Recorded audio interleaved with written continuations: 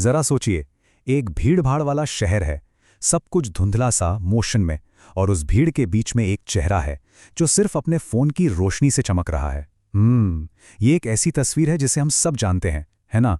कभी ऐसा महसूस हुआ है कि दिमाग एक साथ 100 अलग-अलग दिशाओं में भाग रहा है? मतलब हम कहीं होते तो हैं, लेकिन असल में पूरी तरह से वहां नहीं होते।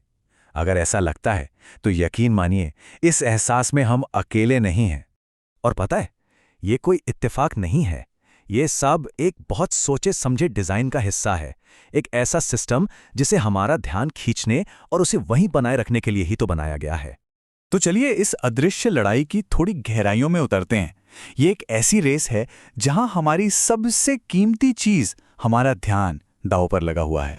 इसे ऐसे समझिए, आज की दुनिया में हमारा ध्यान, हमारा अटेंशन नए जमाने का सोना है।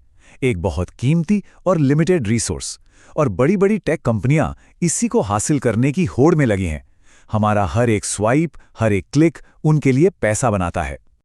अच्छा, अब इसके पीछे के साइंस को समझते हैं। नाम है डोपामाइन।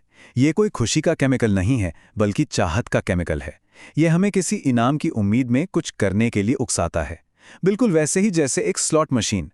अगली बाजी में कुछ मिलेगा, बस इसी उम्मीद में हम बटन दबाते रहते हैं।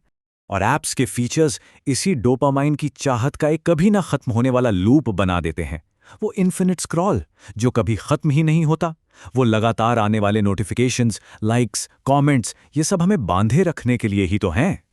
लेकिन ध्यान खींचने के इस होड़ की हमें कीमत क्या चुकानी पड़ रही है? खासकर हमारी सोचने समझने की ताकत पर इसका क्या असर हो रहा है? चलिए देखते हैं। और देखिए, ये सिर्फ कोई बुरी आदत नहीं है। असल में हमारे दिमाग के वायरिंग ही बदल रही है। हमारा ब्रेन लगातार छोटी छोटी डिस्टर्बेंसेस का आदी होता जा रहा है, और गहरी सोच यानी डीप फोकस उसे बोरिंग लगने लगता है। हम सबने कभी ना कभी फ्लो स्टेट महसूस किया होगा। वो कमाल की अवस्था जब हम किसी काम में इतना खो जाते हैं कि समय का पता ही नहीं चलता। लेकिन हमारे स्मार्टफोन को ठीक इसी फ्लो को तोड़ने के लिए डिजाइन किया गया है।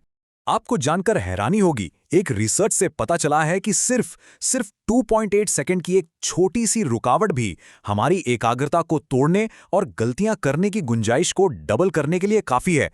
अब जरा सोचिए, एक छोटी सी नोटिफिकेशन की बीप कितना बड़ा नुकसान करती है। तो इसका नतीजा क्या है? हम एक कंटिन्यूअल पार्शियल अटेंशन की दुनिया में जी रहे हैं। मतलब हम हर चीज पर थोड़ा थोड़ा ध्यान दे रहे हैं, लेकिन किसी भी चीज पर पूरी तरह से नहीं। हम हमेशा कनेक्टेड हैं, पर शायद ही कभी सच में एंगेज्ड। अब बात करते हैं उस कीमत की जो हम अपने रिश्तों और अपनी इमोशनल हेल्थ के तौर पर चुका रहे हैं। आजकल एक नया शब्द सुनने को मिलता है, फबिंग। ये फोन और स्नबिंग से मिलकर बना है। ये तब होता है जब हम किसी के साथ होते हुए भी उन्हें नजरअंदाज करके अपने फोन में खोए रहते हैं। और रिसर्च तो ये भी कहती है कि किसी बातचीत के दौरान अगर सिर्फ एक फोन टेबल पर रखा भी हो तो उस बातचीत की क्वालिटी कम हो जाती है। और इससे एक बहुत दुखद साइकिल शुरू होता है। जिस इंसान को नजरअंदाज किया जाता है, वो भी अक्सर उस अकेलेपन से बचने के लिए अपने ही फोन में लग जाता है। मतलब हम एक ही कमरे में होते हुए भी एक दूसरे से मीलों दूर हो जाते हैं। लेकिन यहां एक अच्छी खबर भी है। हम इस सिचुएशन को बदल सकते हैं, कंट्रोल वापस अपने हाथ में ले सकते हैं। तो चलिए अब कुछ प्रैक्टिकल कदमों की बात करते हैं। तो ये रही एक छोटी सी डोपामाइन डिटॉक्स टूल किट, जिसे कोई भी अपना सकता है। देखिए, मकसद टेक्नोलॉजी को छोड़ना नहीं है, बल्कि उसे समझदारी से अपनी शर्तों पर इस्तेमाल करना है। याद रखिए, ये छोटे छोटे बदलाव भी बहुत बड़ा फर्क ला सकते हैं। और अंत में चलिए ध्यान यानी फोकस के बारे में एक बहुत ही पावरफुल आइडिया पे गौर करते हैं, जो हमें काफी हिम्मत दे सकता है। ये एक कमाल की बात है ना, कि हमारा ध्यान एक मसल की तरह है। हमारी ध्यान लगाने की क्षमता हमेशा के लिए खत्म नहीं हुई है। इसे दोबारा बनाया जा सकता है, ठीक वैसे ही जैसे एक्सरसाइज से किसी मसल को मजबूत किया जाता है। तो आखिर में ये सवाल हम सबको खुद से पूछना चाहिए। हमारा ध्यान हमारी सबसे कीमती दौलत है। हम इसे कहां और कैसे खर्च कर रहे हैं, इसका फैसला पूरी तरह हमारे हाथ में है।